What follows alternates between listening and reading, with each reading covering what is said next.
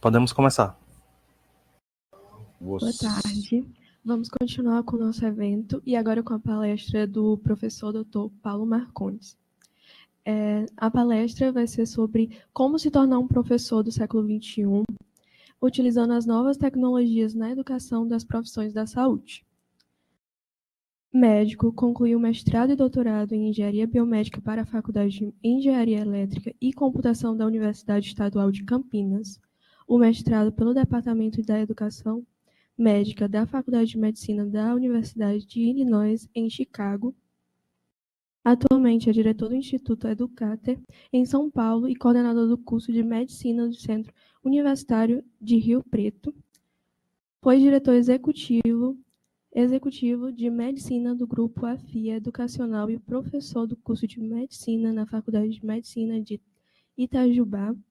Foi docente do Departamento de Ciências da Saúde da Universidade Federal de Santa Catarina, bem como da Faculdade de Medicina de Marília, na disciplina de Informática em Saúde. Foi docente permanente do Programa de Mestrado Acadêmico Saúde e Envelhecimento, na FAMEMA, atua na área de saúde, com ênfase em Informática em Saúde e Educação para Profissionais de Saúde. É professor pelo Programa FAME para a América Latina, pela Universidade Católica do Chile. Foi professor do Programa FAME Brasil para Formação Docente na área de saúde da Universidade Federal do Ceará. Foi membro do Conselho Municipal de Educação de Marília, 2014 até 2016, do Conselho Municipal de Ciência, Tecnologia e Informação, 2015, e do Conselho Municipal de Saúde de Aranguá, Santa Catarina, 2016 até 2018. Esteve na comissão de implantação do curso de Medicina do campus Aranguá. Foi membro da comissão de acompanhamento e monitoramento das escolas médicas do MEC, 2013 até 2018. Então, vamos continuar nossa tarde com a palestra. Agora é o senhor, professor. Bom, muito obrigado pela apresentação, obrigado pelo convite, professor Luiz Roberto, é um prazer estar com vocês, é um prazer estar aqui nessa jornada e colaborar um pouco mais com a saúde digital no Brasil, que é uma questão tão importante. Meu foco nos últimos 30 anos, praticamente, tem sido a educação das profissões da saúde, principalmente educação médica, e o uso intenso de tecnologia, né, para tornar um professor mais contemporâneo, mais corrente no século XXI. Então, vou apresentar aqui muito da minha visão, do que eu tenho trabalhado e do modo como eu tenho entendido o que é ser professor hoje, né, já que já chegamos no século XXI. E, apesar dessa atividade aqui ser uma atividade tradicional, né, no modelo tradicional de ensino, onde eu estou falando, eu preparei o material pensando nesse público-alvo que eu não conheço, né, que eu não estou interagindo com vocês, eu estou aqui no quarto de um hotel, com uma instalação toda tecnológica, na melhor instalação possível que eu tenho nesse momento, mas eu estou fazendo eu farei uma tentativa de melhorar essa interação, melhorar esse trabalho, né, de uma forma um pouco mais ativa. E eu vou começar problematizando, né, com uma pergunta problematizadora e que tem o foco central nessa minha apresentação de hoje, que é o que é ser docente, o que é ser professor universitário. E a pergunta já está aí há algum tempo, eu estou imaginando que vocês já pensaram em alguma resposta e vamos ver o que o dicionário nos fala, né? O dicionário fala que professor é aquele que ensina, né? Docente é aquele que ensina, é um sinônimo de ser professor, até já usei aqui antes. E aquele que ministra aulas. Hoje a gente fala que o professor ele é mais do que isso. Ele não é só aquele que ministra aulas, mas é aquele que está buscando trabalhar com atividades de ensino, né, atividades didáticas, para guiar o processo de ensino-aprendizagem dos seus estudantes. Então, o professor do ensino superior, ele é um professor que não só ensina, mas ele faz pesquisa, ele faz extensão e ele faz administração. No caso da saúde, essa extensão também é representada pelo cuidado à saúde de pacientes e comunidades. Então, é um professor que tem múltiplas características. Só que o mundo está em mudança acelerada. Então, a mudança, ela sempre foi uma questão evolutiva do ser humano, do mundo, né? O mundo, ele se modifica, a gente tem aí os terremotos, os tsunamis, o fogo, os acidentes, as mudanças climáticas, mas essas mudanças elas são mais longas e mais erráticas, vamos dizer assim. Mas o mundo atual ele tem uma mudança por uma série de razões que não vão caber entrar aqui hoje, mas ele está mudando muito rapidamente. O mundo, há muito pouco tempo, ele era muito diferente do que ele é hoje, né? A minha infância tem características de sociedade muito diferentes do que ele é hoje em dia, né? E alguns aceleradores dessas mudanças, né? Ou pelo menos exemplos de aceleração dessa mudança. A primeira delas é o trabalho conectado. Hoje existem pessoas que são nômades virtuais, né? Elas trabalham em qualquer lugar do mundo, elas podem ter um emprego formal, né? Um emprego, como a gente fala, CLT, sem problema nenhum, mas ela não está num lugar físico específico. Ela pode estar viajando, ela pode morar aí viajando pelo mundo sem problema nenhum. A única coisa que ela precisa ficar de olho é no tempo, né? No fuso horário que ela está trabalhando para se adequar ao lugar onde ela está morando naquele momento. A outra questão muito importante para a gente é a educação híbrida. Existem vários nomes para isso, educação remota, educação à distância, mas eu considero, um termo mais genérico, a educação híbrida, que ela vai além da questão tecnológica, hardware, né? Hoje nós estamos fazendo uma atividade síncrona, algumas pessoas vão estar assistindo depois, né? O professor Luiz Roberto me disse que vai estar no canal do YouTube que tem, né, no sistema de vocês, na UFC, e que vocês vão poder estar assistindo essa apresentação depois, quantas vezes quiser, na velocidade que quiserem. E essa questão da educação, além da tecnologia hardware em si, existe a tecnologia software, né? Os métodos de ensino, os tipos de ensino-aprendizagem, o foco desse ensino. Então, o termo híbrido, para mim, ele me parece um pouco mais abrangente que os outros. Tem uma questão muito importante, ou cada vez mais importante, é que nós vivemos num mundo, né, uma Terra, um planeta, que tem recursos que são escassos e que a gente não pode gastar, né, ou poluir de uma forma insustentável. Então, cada vez mais o meio ambiente cobra essa conta da gente e nós precisamos, então, prestar atenção nessa sustentabilidade do planeta em si. E as gerações atuais que a gente está recebendo na escola da área da saúde, né, nas graduações, nas pós-graduações, tem cada vez mais um interesse, um cuidado com essa sustentabilidade e com a responsabilidade social.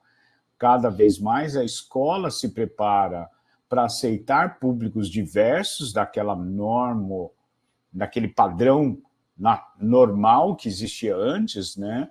E que a escola vai abrindo as suas portas de fato para a sociedade como um todo. E essa sociedade, ao entrar na escola, ela modifica e faz a escola ter cada vez mais uma responsabilidade social. Esse é um movimento muito importante, tem muitos defensores, mas também tem muitos detratores que ainda não entenderam essa mudança. Aliás, todas as mudanças, elas têm uma fase ou etapas de aceitação pela sociedade, que são etapas mais, às vezes, rápidas, né? Ou grupos que aceitam mais rápido a mudança e grupos que aceitam de uma forma mais lenta e grupos que nunca vão aceitar, né? A gente tem que saber viver também com essa diversidade das pessoas que não querem aceitar determinadas tecnologias ou determinadas modificações da sociedade como um todo. E uma outra modificação que eu considero muito importante é a questão do consumo, né? Menos é mais, apesar de haver sempre uma pressão muito intensa da indústria, qualquer que seja ela, né, para que haja um consumo acelerado das coisas, né? Existe a obsolescência pré-determinada de várias coisas, né? Você compra um equipamento, um celular, e você sabe que você vai ficar com ele 1, 2, 5 anos no máximo, e depois você vai ter que trocar, porque a indústria mesmo vai tornar aquele objeto, né, obsoleto. E a gente estava vendo essa semana uma matéria sobre as roupas, né, a modificação na fabricação de roupas, e que elas se tornam cada dia mais obsoletas mais rapidamente, né? A gente lembra aí de pessoas que têm roupas há muitos e muitos anos, essas roupas não estragam, isso a indústria não quer, porque daí você vai comprar menos. Mas uma parte da sociedade preocupada com a sustentabilidade, e essas gerações fazem muito isso, essas novas gerações, né, se preocupam muito com isso, estão com esses movimentos de menos é mais. E quais as lições que a gente pode tirar disso, né? Então, a primeira é que, como professor, é preciso estar preparado para essas mudanças. É preciso você tomar um conjunto de ações, né, executar um conjunto de ações para se preparar para isso. A gente tem trabalhado com essas questões bastante, até o professor Luiz Roberto é um inovador nessa área, e muito importante, e que prepara as futuras gerações, ou as gerações passadas, né? A gente tem trabalhado muito com as questões de quem já é professor, de como se modificar para isso, mas é preciso um esforço individual de cada um, além dos esforços institucionais de mudança. Existe uma importância cada vez maior do trabalho em equipe, então é muito difícil uma pessoa sozinha fazer tudo, né? Então cada vez mais é necessário a pessoa saber trabalhar em equipe, então as competências, né, sociais, o conjunto de habilidades para trabalhar em equipe vai ser uma necessidade cada vez maior das pessoas. A qualificação é um outro fator importante. O mundo também exige muito mais certificações, exige que as pessoas estejam preparadas para fazer o que elas são contratadas ou elas estão fazendo. Então, você precisa cada vez mais ter certificação do que você faz.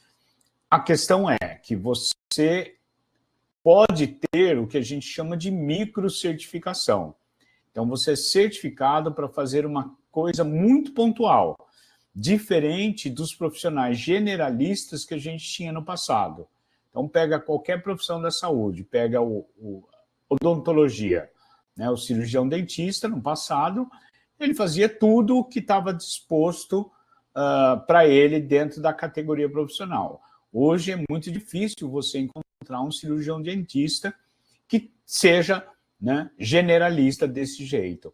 Ele vai fazer endodontia, ou ele vai fazer estética, ou ele vai fazer implante, né? Então, a própria profissão está cada vez mais criando nichos e criando mercados mais focados, e a certificação também está cada vez mais focada. Né? Você tem mais gente trabalhando, mas tem um foco menor de trabalho para cada um. A outra questão bastante importante que cada um de nós tem que se preparar é saber gerenciar o seu tempo e os recursos que você tem. Então, também temos uma disponibilidade de recursos que não é infinita, que é cada vez menor, inclusive, e saber gerenciar esse tempo para tudo que você tem que fazer e saber gerenciar os recursos que estão à sua disposição também será cada vez mais uma questão importante para nosso trabalho como professor. Aqui eu estou focando, às vezes, também só no trabalho de professor. A outra é a independência, um outro aspecto importante é a independência e autonomia. Elas são relativas, obviamente, você depende, às vezes, da certificação, da autorização de fazer um tipo de procedimento, um tipo de processo, mas também você tem essa autonomia e essa independência de escolha, principalmente como professor universitário. Tendências na educação que eu vejo, que nós temos trabalhado ultimamente e que eu penso que são importantes. E eu vou falar sobre cada uma delas, vou agora citar, mas vou partir para mais detalhes. Questão da otagogia, questão do uso intensivo de tecnologia, o ensino por competências profissionais e o pragmatismo no ensino. Então, a otagogia é a aprendizagem autodirecionada em que cada aluno passa a ser o gestor e o programador do seu próprio processo de ensino-aprendizagem através de questões como autodidatismo, autodisciplina e auto-organização. Então, esse é um termo que foi cunhado mais recentemente e ele não é uma coisa tão diferente do que já existia, mas ele é um processo de enxergar o ensino-aprendizagem focado na individualidade de cada um. A pessoa não precisa aprender sozinha, na verdade, ela não vai aprender sozinha, mas o processo é dirigido para cada um individualmente. Então, isso não é um ensino massivo que é igual para todo mundo, que todo mundo segue a mesma trilha, segue o mesmo padrão. Então, isso é uma questão bastante importante. A outra questão, para mim, importante, é o declínio dos cursos superiores e aumento dos cursos livres. E essa questão, para o professor do século XXI e para a universidade do século XXI, vai ser preciso olhar. Eu ainda não sei como isso vai se dar, eu vejo sinais desse declínio, lembrando que o modelo de universidade que a gente conhece, ele começou no mundo ocidental, em Bolonha, na Itália, mais ou menos no ano 1000, e ele começou no mundo oriental, no mundo árabe, por volta do ano 800. Então, o modelo de universidade é um modelo medieval, isso é importante a gente dizer, o mundo era completamente diferente do que era hoje, e esse modelo ele se mantém praticamente estável, né, com poucas modificações, e existe inclusive uma historinha que diz que se uma pessoa fosse congelada no século XVII e descongelada no século XX, o único lugar que ela se sentiria confortável, que não houve grandes modificações, seria uma escola, né, porque todos os outros locais são completamente diferentes, né, nesses poucos séculos.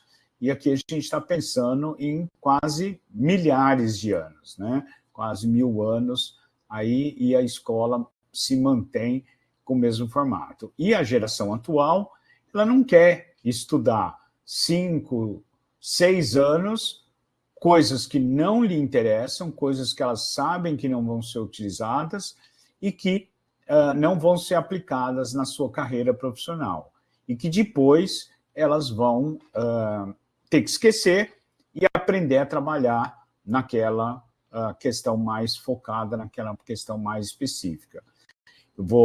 Aí eu não estou fazendo julgamento, mas eu vou ser provocativo. Então, um oftalmologista precisa estudar toda a medicina, toda a bioquímica, toda a anatomia para ser oftalmologista, né, na sua profissão? Essa é uma dúvida que eu tenho. Eu não tenho uma resposta para isso, mas penso que talvez não, né?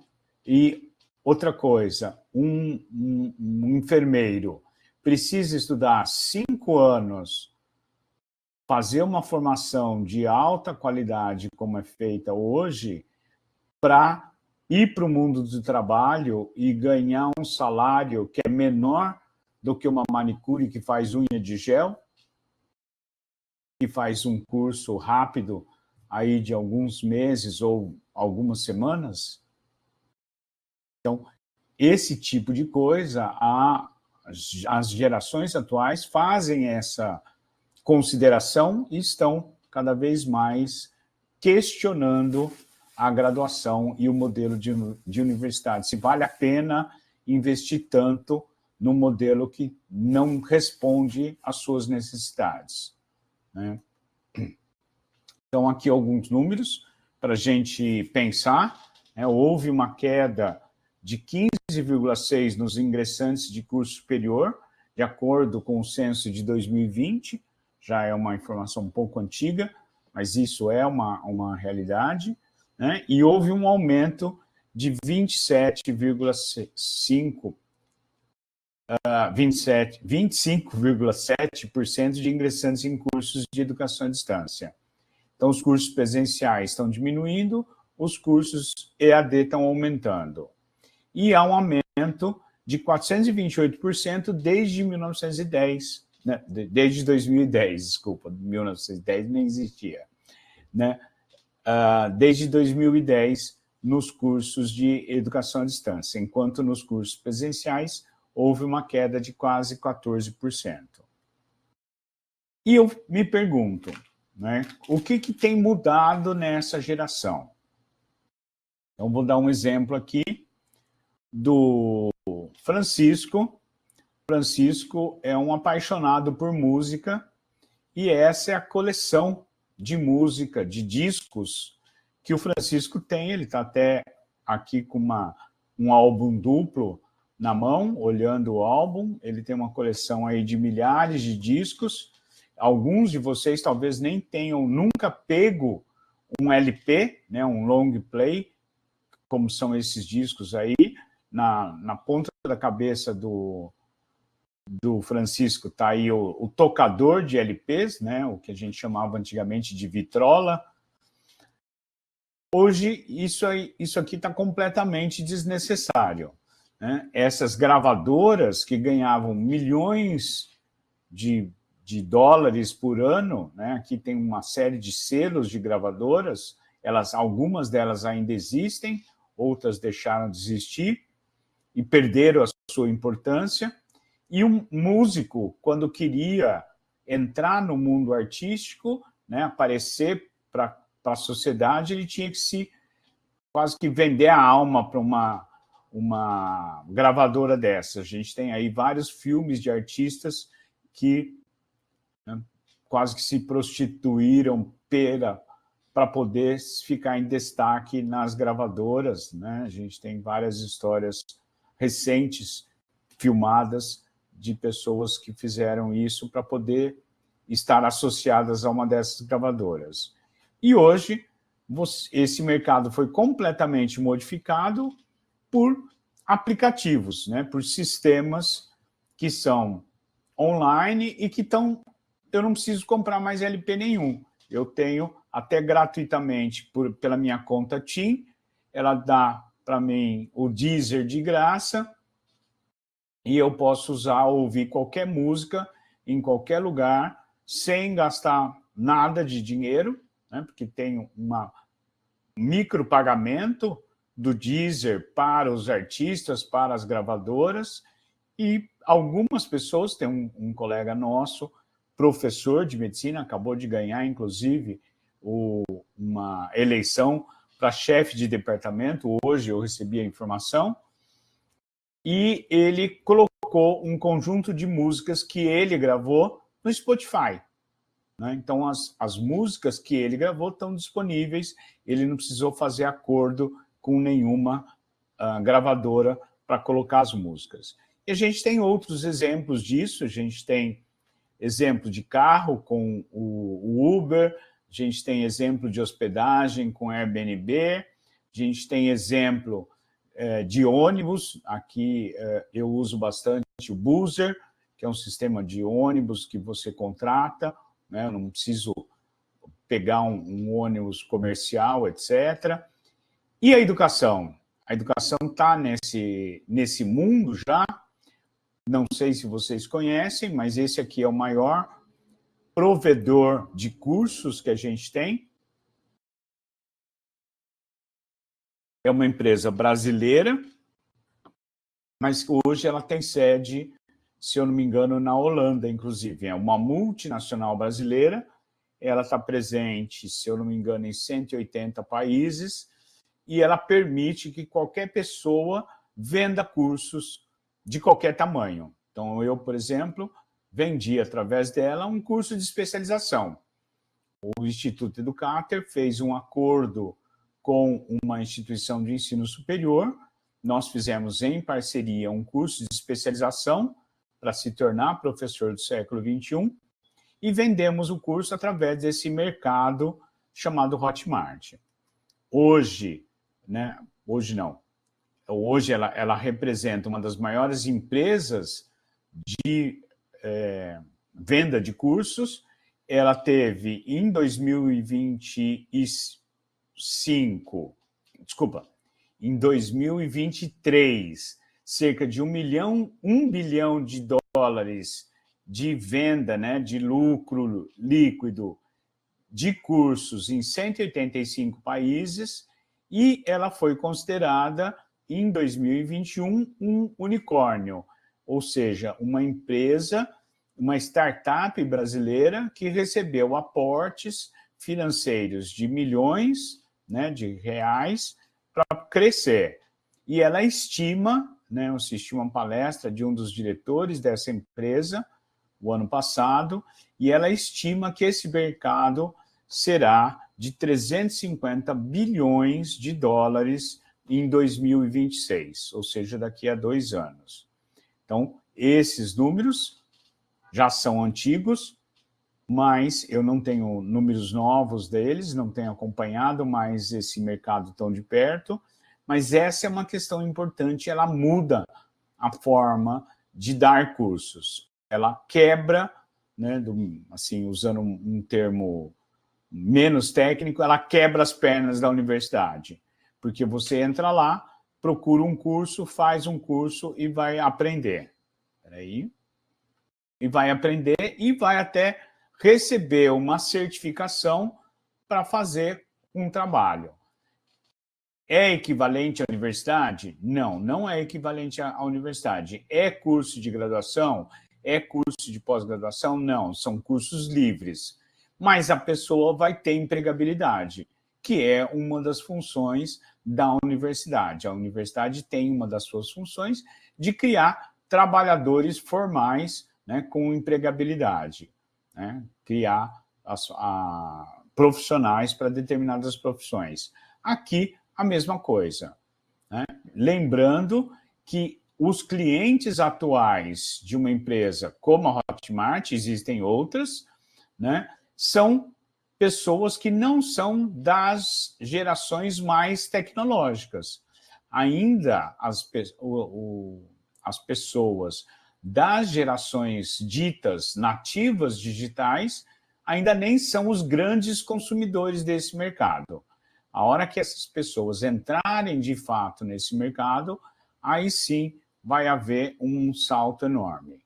E, na minha humilde opinião, a universidade vai acabar perdendo muito mais clientes né, e nosso papel de professor universitário vai ser necessário se modificar. E isso aqui é basicamente educação remota, educação híbrida, né, focada nas necessidades dos clientes, nas necessidades das pessoas que estão ali. E eu costumo colocar o papel do professor do século XXI com 3 pilares, 3 estratégias grandes. A questão da sua adaptabilidade, a sua capacidade, né, as suas competências socioemocionais, as suas competências pedagógicas e as suas competências tecnológicas. Aí entender a tecnologia como uma tecnologia dura mesmo, né? Então, esse é o professor que eu entendo que ele tem que ser capaz de se adaptar, de usar métodos de ensino de forma adequada e de usar a tecnologia de forma adequada para poder estar presente de forma adequada no século XXI. E pensando um pouquinho esses desafios. Então, a gente tem, obviamente, desafios imediatos, de curto prazo e de longo prazo. Não vou fazer uma análise extensa aqui, mas vou falar um pouquinho sobre eles e vou dar, né,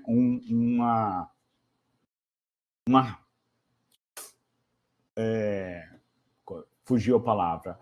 Eu vou dar ideias, né, para a gente poder trabalhar isso, essas questões. Então, no meu ponto de vista, principalmente para professores das gerações mais antigas, esse é o momento de se reinventar. E a pergunta que eu tenho para você é se você está pronto para se reinventar. E se você é um professor novo, ou se você é uma pessoa que quer vir a ser professor, você está a fim de se reinventar também? Você está a fim de modificar a forma como a universidade trabalha nesse modelo medieval e trazer o modelo da universidade para o século XXI, para a contemporaneidade, ou está a fim de reproduzir comportamentos que se mostraram naquele momento importantes e sérios, e certos, certeiros, mas que, na minha opinião, cada vez mais estão se mostrando inadequados, né? E que vão ficar mais e mais inadequados, né? Então, um professor que tinha dificuldade com tecnologia não poderia estar fazendo essa atividade de hoje, né? Esse é um exemplo. Eu teria que, aí seria até mais gostoso, ter que ir até Fortaleza, né, para poder fazer essa atividade presencial, e todos nós deveríamos estar na mesma sala para eu fazer essa atividade, né, lá aí em Fortaleza, na UFC. Para mim, né, as competências essenciais para os professores do século XXI estão no eixo de transformar o educador a um curador de conhecimento. Então, o professor é aquele que detém conhecimento, detém uma experiência de vida, detém competências socioculturais e vai gerenciar aquilo que ele sabe, aquela experiência que ele tem, para colocar isso tudo à disposição de alunos que queiram aprender, né, que queiram evoluir na sua carreira profissional, na sua competência profissional também. Então, esse professor, ele vai apresentar, ele vai ter que saber apresentar aos alunos o que ele sabe, qual a experiência dele, para que ele possa ajudar esses alunos a aprender. Infelizmente, provavelmente, né, ou felizmente, depende do ponto de vista, o conhecimento, ele não é algo contagioso. Eu não tenho um conhecimento que vai infectar você e vai passar para você. Você vai fazer processos cognitivos, processos neuronais, e junto comigo você vai aprender alguma coisa. E eu vou mostrando o que eu sei, vou te ajudar a aprender, né? Mas, opa, o aprendizado é seu. Eu tenho 3 passos concretos para você começar a aprender, né? Para você poder fazer essa adaptação, para você poder crescer. A primeira é escolher uma tecnologia e testá-la num contexto pequeno, para você ir se aproximando dessa nova tecnologia. Aqui eu estou usando o termo tecnologia de uma forma aberta. Pode ser uma tecnologia, um hardware, pode ser uma tecnologia, um software, pode ser alguma coisa que você tente melhorar. Por exemplo, um feedback apreciativo. É uma tecnologia, mas é uma tecnologia soft, né? Ela não é um hardware que você vai comprar e vai usar, mas não deixa de ser, do meu ponto de vista, uma tecnologia. Você vai criar para você um plano de desenvolvimento contínuo, para você poder ultrapassar, né, melhorar suas competências digitais e sociais. E você deve, também é uma dica, se envolver em comunidades de prática, como o próprio canal do grupo do NUTEDS, etc., e outras comunidades que vão permitir a troca de experiência e permitir a aprendizagem. Lembrando que aqui comunidade prática é um termo técnico, né, que é um processo de ensino-aprendizagem também. E, por exemplo, o que você pode fazer? Vou dar um exemplo agora. Você pode começar, se você ainda não faz, usando o ChatGPT para melhorar tanto esse processo. Você pode fazer uma pergunta para o ChatGPT, ó, como que eu posso me aprofundar, e coloca um tema. E aí você, usando o ChatGPT, você vai também poder criar uma série de coisas. E se você não sabe usar, está aqui uma oportunidade. Esse QR Code, esse nome que está aí, o Paulo Marcondes, é o meu Instagram. Então, se você entrar no meu Instagram agora, ou qualquer momento, e mandar uma mensagem, uma DM para mim, né? Então, você vai mandar uma mensagem escrito ChatGPT. E automaticamente o meu Instagram vai mandar para você um e-book. Então é o Paulo Marcondes, pode usar o QR Code, você procura, né, e recebe esse guia que ele vai te ensinar os primeiros passos para você ser um professor do século XXI usando o ChatGPT. Já é uma coisa que você pode melhorar na sua função de professor, por exemplo. E por que eu estou fazendo isso? Para mostrar que mesmo numa aula tradicional, eu fiz alguns processos não tradicionais. Primeiro, eu fiz uma conexão com você. Uma conexão que vai além do momento presente. Então, você pode talvez nunca ter visto o Paulo, e eu permiti, com um simples QR Code, que você se conecte a mim indefinidamente. Então, enquanto você me seguir, eu vou poder conectar você, e existem outros processos. A gente tem um grupo no WhatsApp, que é uma comunidade de prática, que a gente troca conhecimento, a gente troca livros, a gente troca referências, por exemplo, né? Então, existem essas possibilidades.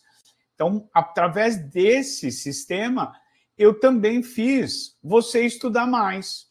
Então, se você abaixar o e-book através dessa conexão, essa minha aula de 1 hora já se tornou uma aula de 2 horas, de 3 horas, de 4 horas, onde você está pegando outros conhecimentos. Então, eu instiguei a sua curiosidade a usar um recurso tecnológico que é atual, que é corrente, que é para a geração, né, Z, a geração alfa, etc., e que permitiu aumentar esse meu tempo de aula com você.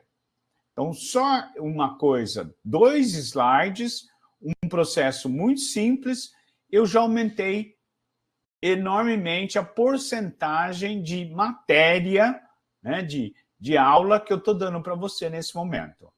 Então, é uma forma muito simples de fazer. Eu estou usando recursos gratuitos.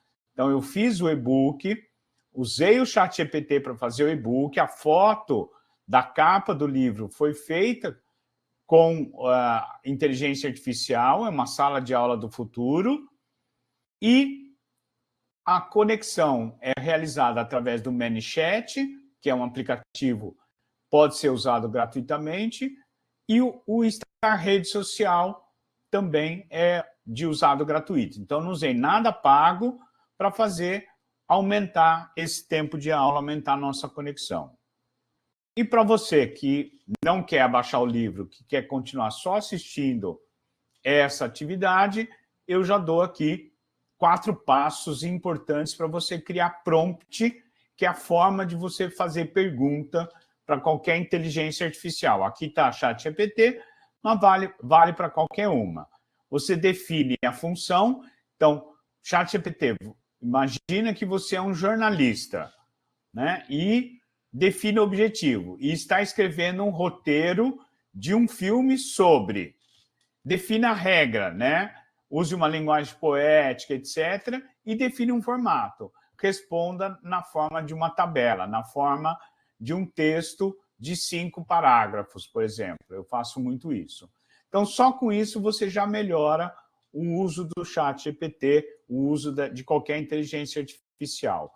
Eu fiz recentemente um curso pela própria RNP do Gemini, né? Gemini, da Google, que está tentando entrar no Brasil, está tentando se aprofundar com professores. Então, existem outros cursos possíveis que você pode fazer também, que vai aumentar a sua capacidade de usar a inteligência artificial. Eu uso todo dia, eu pago o ChatGPT para usar melhor.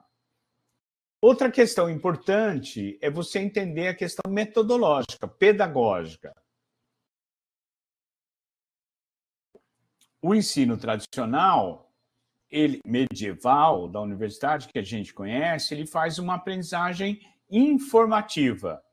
O foco é que o aluno adquira conhecimento e habilidade para produzir especialista. Então, o meu foco como professor seria dar conhecimento. Então, eu daria uma aula aqui cheia de slide para vocês, né, dando conhecimento. O que eu sei, o que eu sei. Vocês viram que eu não fiz isso. Eu fui um pouco um professor que usou uma aprendizagem formativa, tentando criar valores, criar ideias em vocês. Só que eu fui além. E o ensino atual, ele busca ser além. Tem alguns trabalhos internacionais mostrando que a gente tem que ir além. A gente tem que desenvolver capacidade de você ser um agente de mudança. Então, a hora que eu dou uma estratégia, a hora que eu dou caminhos, a hora que eu dou visões, eu estou tentando fazer você o quê? Você mudar. Você ser esse agente de mudança. Né? A hora que eu me conecto com você, para que você passe a me seguir, eu estou querendo que você seja um seguidor dentro da minha comunidade, que a gente junto mude o mundo. Né? Eu estou tentando introduzir essas ideias em você. Então, essa é uma cadeia evolutiva dos processos de ensino-aprendizagem. Então, dentro dessa aprendizagem transformativa, a gente inclui as estratégias de ensino-aprendizagem ativas, né? Elas estão desde a aprendizagem informativa, desde a era da aprendizagem informativa, não estão na era da aprendizagem informativa. Essa aqui é o professor que eu digo jesuítico medieval, essa aprendizagem que busca fazer você apenas decorar as coisas, para uma aprendizagem mais contemporânea do século XXI, que é a aprendizagem transformativa, onde você vai ser capaz, né, como aluno, de se adaptar ao novo mundo e produzir mudança nesse novo mundo. E é necessário que a gente tenha resultados educacionais essenciais. Então, um conteúdo curricular que não é mais de tudo, né? Eu não vou ensinar mais tudo para todo mundo, eu vou ensinar aquilo que é necessário para você dar o ponto de partida e para você entender esse processo de ser um agente de mudança. Vou fazer o uso eficiente do tempo para desenvolver padrões. Aqui está mínimo, mas é um padrão que eu olho, que é o começo, né? Não é mínimo no sentido de que é a linha de baixo, mas é a linha de ponto de partida para onde eu vou evoluir. Vou sempre usar um processo de aprendizagem transdisciplinar, né? Uma espiral onde eu vou passar várias vezes por aquele conjunto de conhecimentos, para que cada vez que eu passe por aquilo, você aprenda mais, aprenda de forma mais profunda. O docente, ele passa a ser o modelo, né? Ele passa a ser o curador daquele processo. A avaliação, ela vai ser trabalhada por competências padronizadas nacional e internacionalmente. Então, cada vez mais, o trabalho nosso, ele é global, ele é válido para o mundo todo. Existem especificidades regionais, especificidades locais, mas o trabalho, ele tem uma característica cada vez mais global. E a avaliação formativa, ela precisa ser incluída, precisa ser priorizada e um compromisso com a excelência. Então, cada vez mais, nós temos que nos compromissar com o processo de ensino-aprendizagem. É uma parceria entre professor e aluno. Não é mais aquele modelo onde o professor vai lá, dá aula, vira as costas e vai embora. As competências do século XXI, né, são um conjunto de competências bastante importante e que precisam ser trabalhadas, não mais somente o conhecimento, né, eu não vou entrar em detalhes em cada uma, a gente não tem tempo, mas além dos letramentos iniciais, né, o professor Luiz Roberto é um dos especialistas que eu conheço em letramento digital, por exemplo, a sua equipe aí trabalha de uma forma muito importante, mas também as outras competências, né, pessoais e interpessoais. E aqui tem um outro modo de enxergar isso, né? Eu coloco a questão da cognição, a questão das competências interpessoais e as competências intrapessoais, de dentro da pessoa. Então, são conjuntos de competências que têm que ser desenvolvidas em qualquer processo educacional, qualquer processo educativo. Seja ele remoto, seja ele presencial, seja ele híbrido, seja ele formal, seja ele informal ou de extensão. E eu achei que a gente iria ter um espaço de pergunta, e eu estou aberto e agradeço mais uma vez a essa oportunidade de estar aqui com vocês.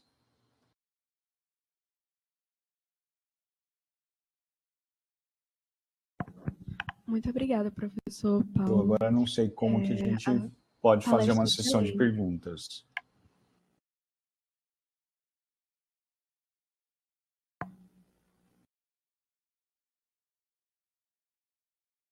Eu não abri a sala do YouTube para ver o que está rolando lá.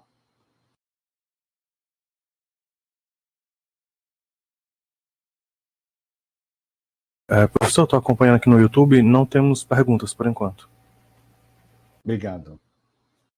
Paulo, é muito importante essa série de colocações que você fez, principalmente porque ainda é um terreno muito escorregadio, né?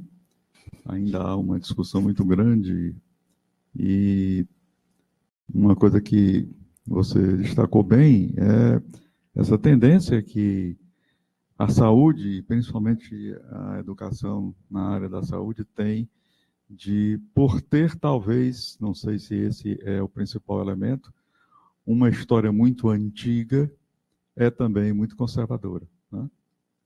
Nós temos diversos exemplos, um deles sempre muito comum, por exemplo, o tempo que o estetoscópio levou para ser aceito como um instrumento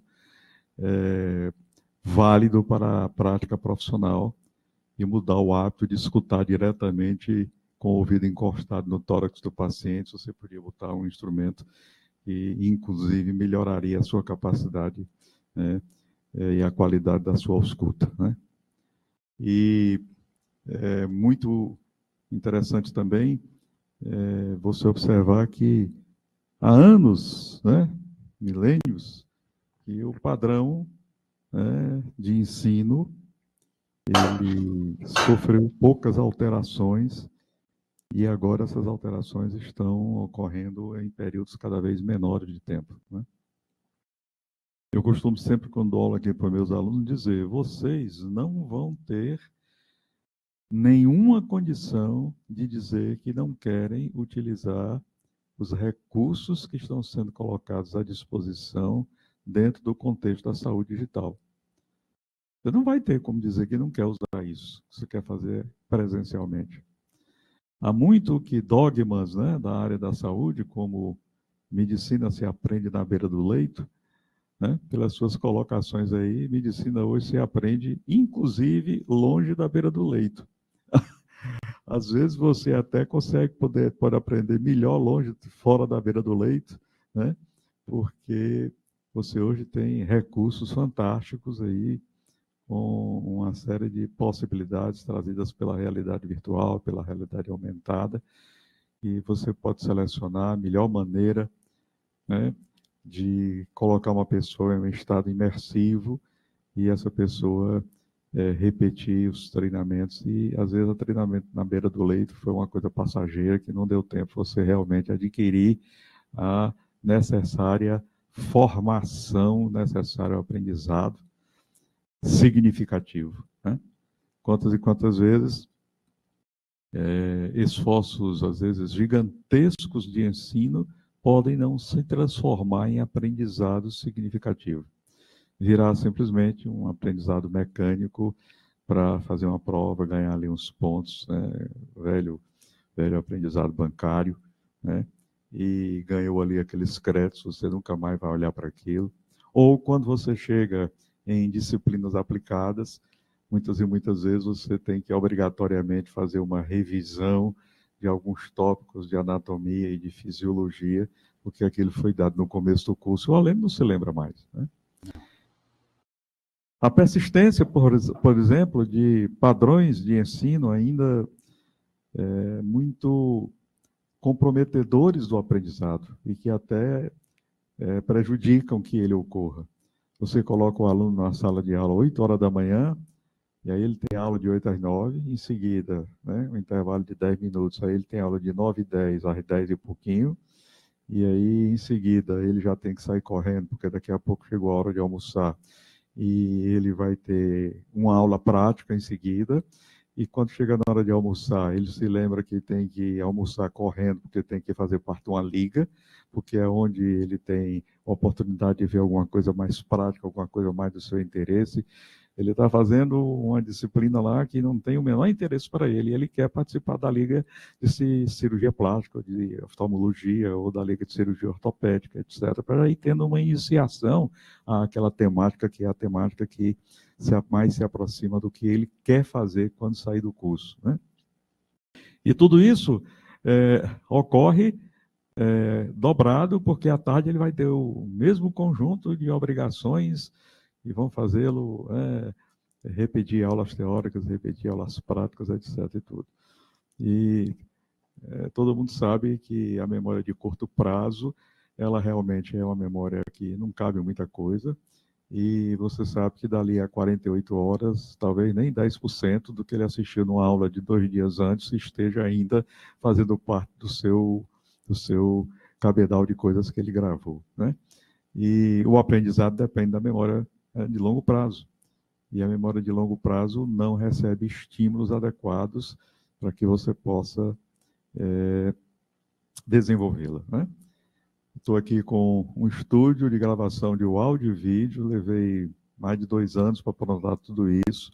Esse estúdio está todo pronto e eu não consigo quase que nenhum colega que se interesse em produzir os áudios e os vídeos para a gente colocar na rádio web, que já tem 7 anos de existência e quase não tem material nenhum. A gente não consegue que os alunos queiram aprender a fazer um roteiro para gravar um podcast, para que ele possa, depois de assistir uma aula, né, dizer, o professor fulano deu aquela aula, mas ele também tem um podcast, porque os professores não estão interessados em fazer, nem querem aprender a fazer, e acham que simplesmente porque sabem da aula presencial, são capazes de fazer um podcast e tudo. Ou seja, entram aí uma certa série de especificidades comportamentais, dentre elas a humildade intelectual dos nossos professores doutores, que geralmente é muito escassa. O professor doutor se acha o rei da ciência, ele não precisa aprender mais nada, o jeito que ele dá é muito bom, tudo que ele faz é perfeito, etc. E tal. E aí, aquela história, né? Nada disso se combina com essa nova contextualização dos processos de ensino e aprendizagem, porque, na realidade, você precisa estar aprendendo constantemente, está aprendendo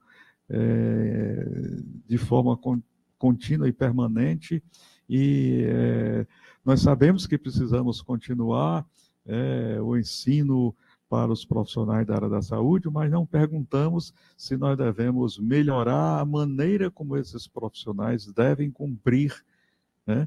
E é exatamente nesse ponto que eu acho que a gente pode aproveitar de forma prodigiosa o uso dessas novas tecnologias, né?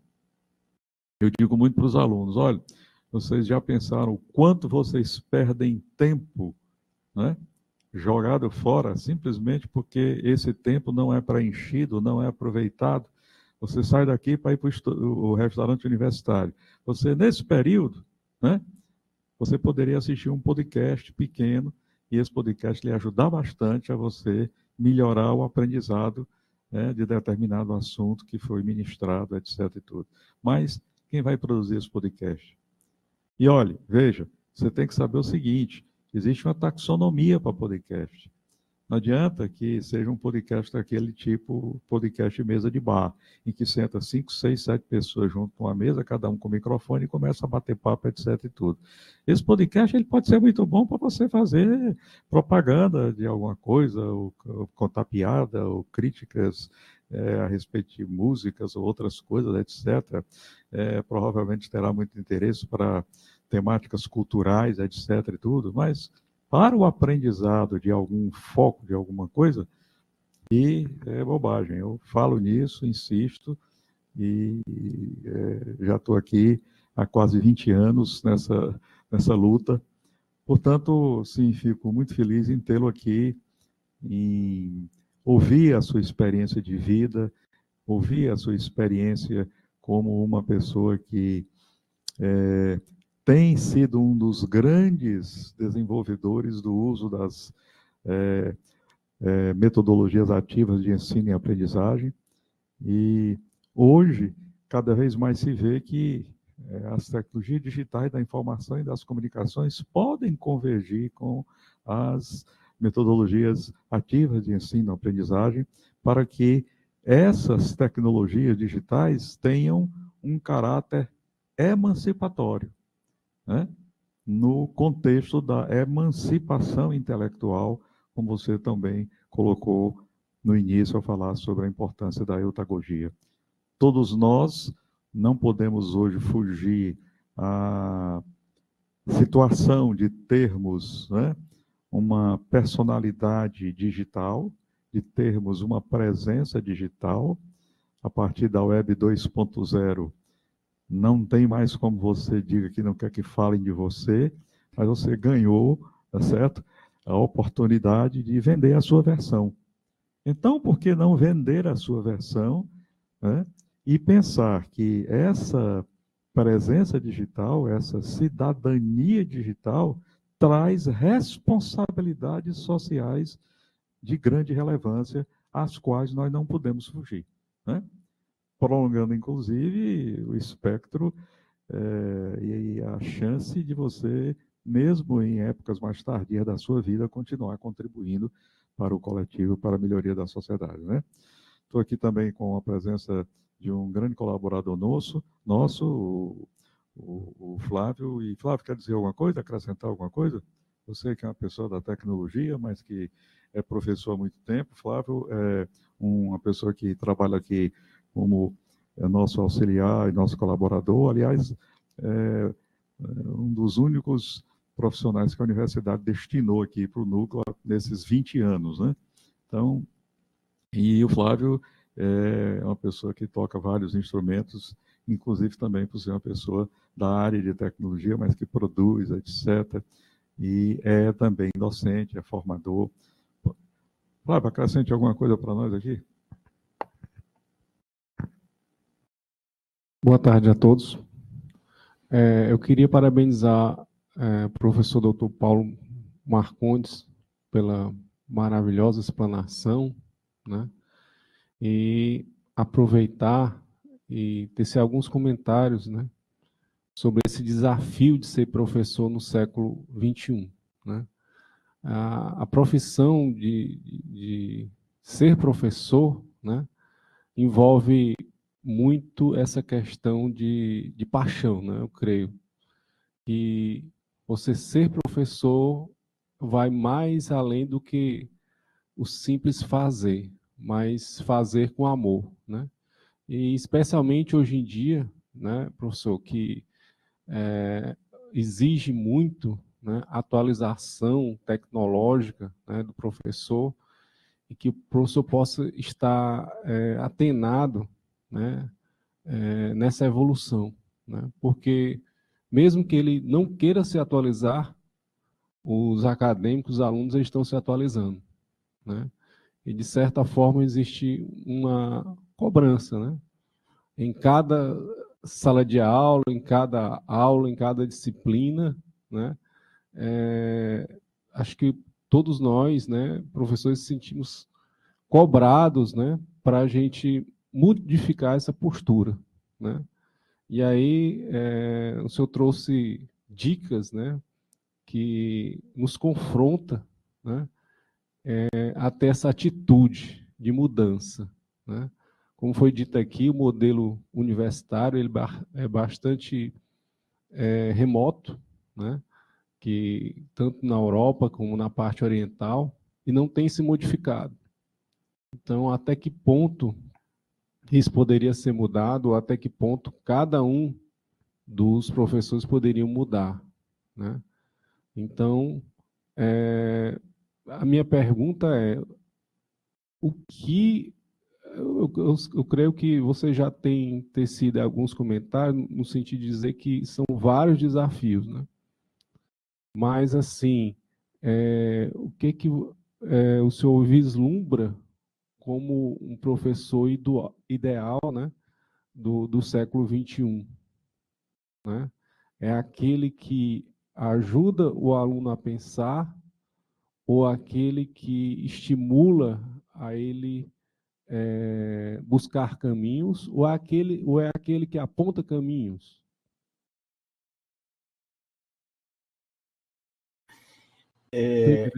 Eu entendi. Estou pensando aqui, eu acho que não tem uma resposta única. É um professor que faz isso tudo.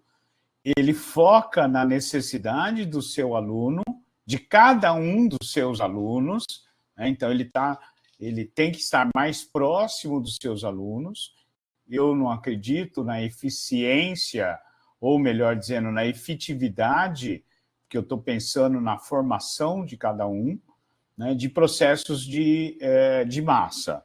Mas o professor é aquele que olha para o seu aluno, identifica a sua necessidade, a necessidade do aluno, e escolhe como ajudá-lo.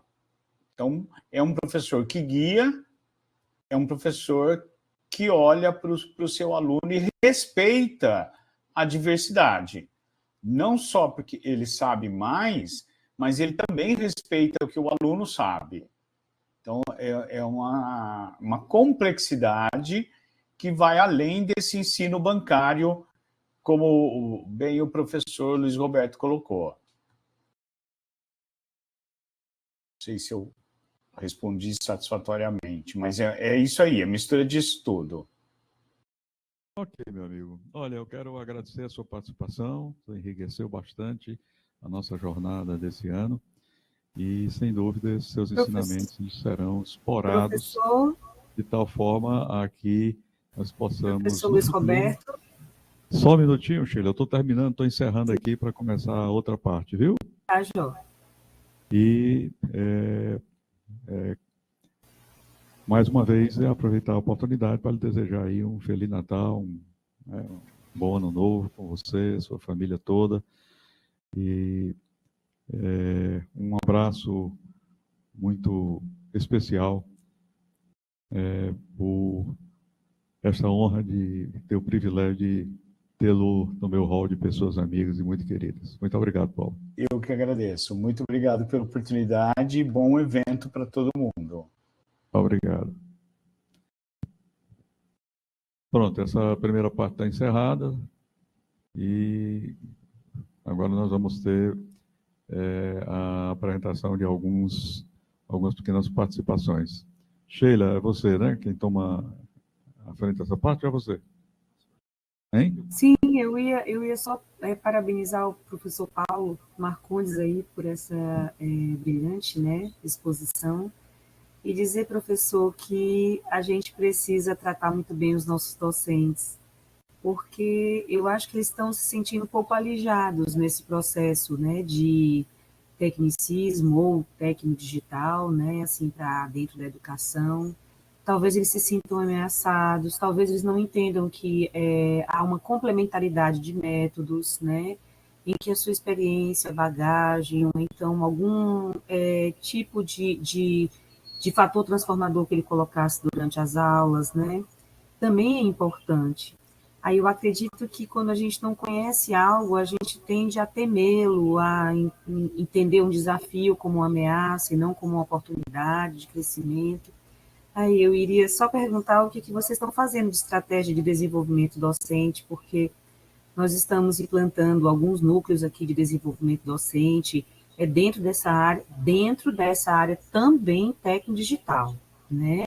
Mas sempre tentando trazer o colega docente para se sentir como agente transformador, né, catalisador, ainda não dono de uma sala de aula, mas importante no espaço de sala de aula, né, seja ela virtual, seja ela presencial. Aí eu ia perguntar isso para o senhor antes de começar, mas o professor Luiz Roberto vai saber dos horários aí que nós temos. Sheila, é fundamental trazer o professor para perto. Todo o processo tem que ser inclusivo e tem que tratar o professor com o respeito que ele merece e tem que ter capacitação docente. Processos de desenvolvimento docente são fundamentais e devem ser cuidados com o máximo carinho possível. Não tem como você fazer modificação, como você fazer evolução da escola sem fazer um processo de capacitação docente. Então, sem dúvida nenhuma, é a melhor estratégia, a melhor aposta é apostar no docente. Mesmo aqueles que, inicialmente, aparentemente, estão criando problema. É mais ou menos abraçar um aluno problema. Você é aquela pessoa que está demonstrando que precisa da sua ajuda. Mais ou menos a mesma coisa. Obrigada, professor. Nada. Professor Luiz Roberto, boa tarde, professor. É difícil de chamar o Flávio de professor, mas ele é um professor, né? Então, boa tarde, professor Flávio. Estamos aqui juntos nessa mesa de apresentações, né? De trabalhos que foram submetidos, trabalhos muito bons, viu, professor Paulo Marcondes? Se o senhor puder ficar um pedacinho da tarde com a gente agradece. São trabalhos de todo o Brasil, né? Mas tem um deles hoje à tarde, que é o de uma aluna minha, do mestrado profissionalizante transplantes. Aí, Flávio, vou pedir para você, ou o professor Luiz Roberto e você, tentarem avaliar essa aluna que veio para essa mesa hoje, né? Porque ela não pôde ficar de manhã. Aí, se vocês puderem avaliá-la, eu agradeço. E depois, né, eu sigo aqui como avaliadora também. Agradecendo o convite do professor Luiz Roberto e de todo o grupo maravilhoso aí do NUTEDS, né? É uma jornada que já se repete há muitos anos e é uma jornada feita por estudantes do professor Paulo Marcondes, o que é muito bonito, né? Estudantes e orientador, né? Então, estamos muito felizes por há vários anos, quando não se falava de metodologias ativas, o professor Luiz Roberto já fazia isso com os estudantes dele. Isso é muito bacana, né? Estou aguardando aqui, gente, as ordens. Eu agradeço o convite, mas eu tenho uma reunião de coordenadores agora, eu vou assistir depois pelo YouTube, tá bom? Já peguei aqui o link. Ok, obrigado. Obrigado, eu vou ter que sair. Obrigado e parabéns pelo trabalho de todos. Lembrando que nós estamos na 5ª Jornada Acadêmica de Educação em Saúde Digital, a JAESD, que é realizada pelos membros da Liga de Saúde Digital DigiLiga. E vai ser hoje, dia 19 de dezembro, e dia 20 também, né? Acabamos de ouvir o professor Dr. Paulo Marcondes, que é diretor do Instituto Educaté em São Paulo e coordenador do curso de Medicina do Centro Universitário do Rio Preto. Ele nos agraciou com rica palestra, cujo título foi Como se tornar um professor do século XXI. E lembrando também que a Universidade Federal do Ceará está comemorando o 100º aniversário, né? E o momento mais propício para fazer essa comemoração foi a realização desse evento no mês de dezembro, né?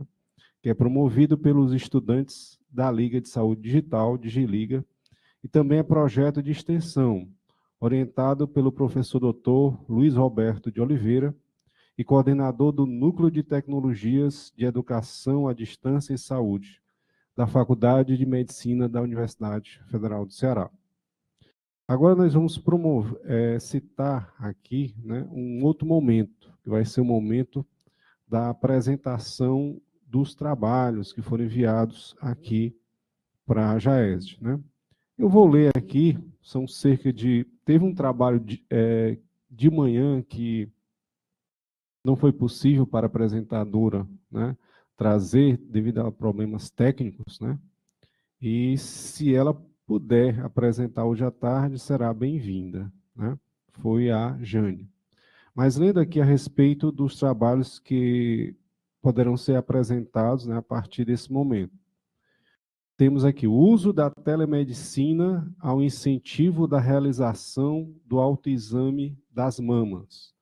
Os autores foram Maria Clara Pincin, Lopes Dina Corrêa, Gustavo Henrique Biono de Oliveira, Ana Beatriz de Almeida Conceição, Avril Garlaza Vila Gomes e a Paola Furlan Roveri. Se tiver algum dessas pessoas aqui para apresentar, né, a gente vai chamar daqui a pouco. Também, segundo trabalho, foi o aplicativo para o público adolescente, sua doação de sangue, hemoderivados e medula óssea.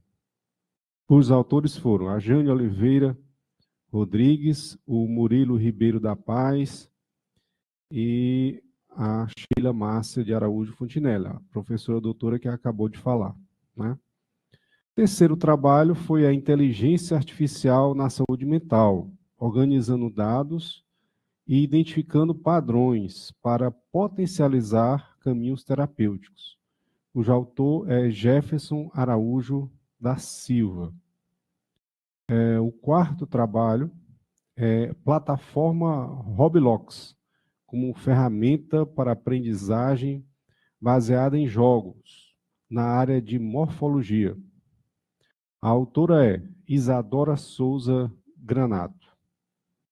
E, para findar os trabalhos de hoje à tarde, um outro trabalho, né?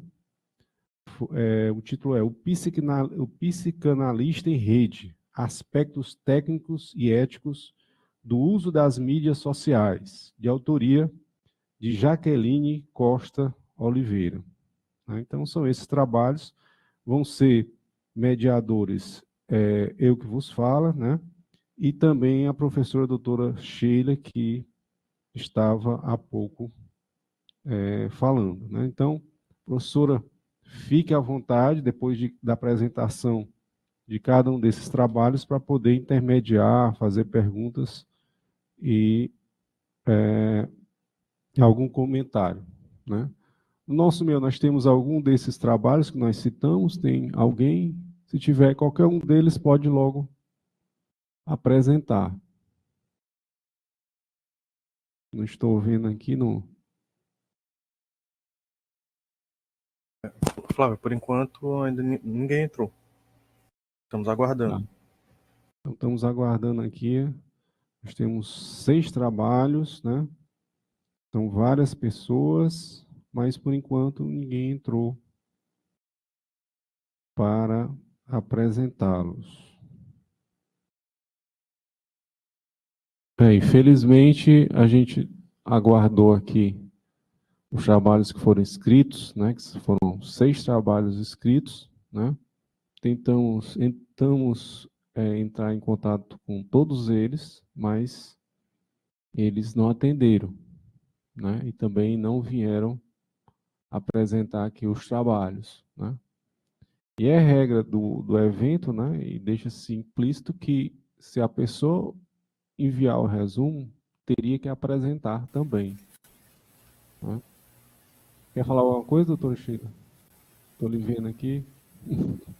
Parabenizar mais uma vez a iniciativa, né, e os excelentes trabalhos, né, que foram avaliados, foram 18 trabalhos no total, de todos os locais do Brasil, então estamos muito felizes, né, e com alto nível, né, de colocação de tecnologia digital em saúde, né, mas também focado na educação, então vamos esperar que esses autores queiram defender as suas ideias, né, e os seus conhecimentos venham compartilhar aqui conosco, né?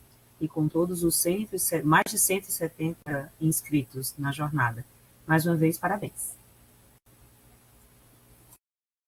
A gente vai continuar amanhã, né? O evento, e a gente espera que amanhã, né? As pessoas também que não apresentaram, não conseguiram apresentar hoje, tem a oportunidade de apresentar amanhã. Por exemplo, teve uma apresentadora, né, que não conseguiu pela manhã devido a um problema no celular dela, problema técnico, né? E a gente esperava que ela conseguisse resolver hoje à tarde, mas provavelmente também não conseguiu.